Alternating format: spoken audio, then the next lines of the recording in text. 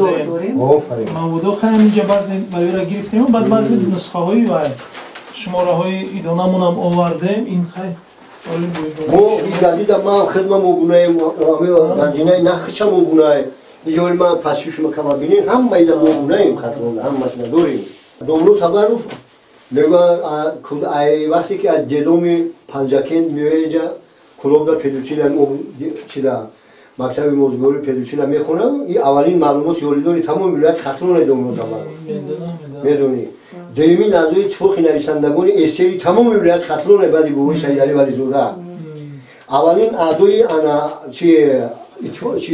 اکادمی ملی علوم های دوملو تبارو اولین در تمام اولین خودی شایسته علم جمهوری تاجیکستان در تمام ولایت خطرونه اولین دوملو تبارو خطی پشوی معظم ملت اولین وخریش با زیویون انا تاجیک همین خودش روی کلاگی ماشین خشکی استاد میرین دسته خطی میگیرین میارین نه خطیش یک جو یک پرسه داشته صحبت کنگی استاد انا خواننده رقم یک کتابخانه بنامی فردوسی در جمهوری یگون کس خیلی مونو نداره دفترچه داره میدان شک داره خواننده رقم یک کتابخانه فردوسی کتابخانه ملی علوم ها جمهوری تاجیکستان خواننده رقم یک همون دوره میگه 787 از اون نسخه کتاب داشته است همه امروز دوملو یگون ورق زدگی بود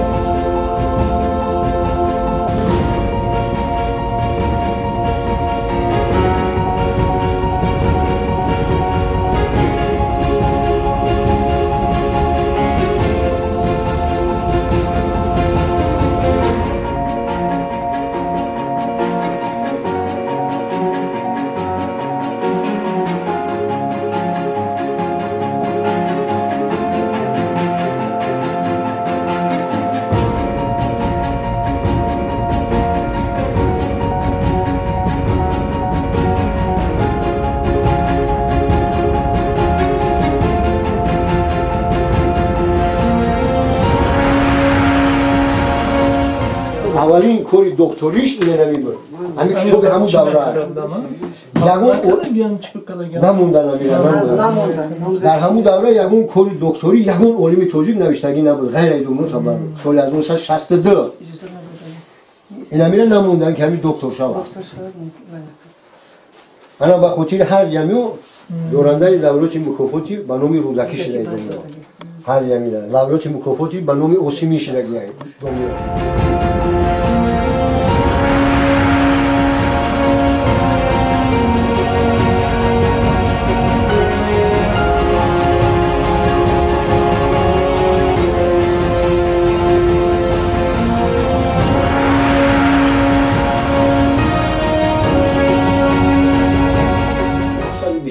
دفتری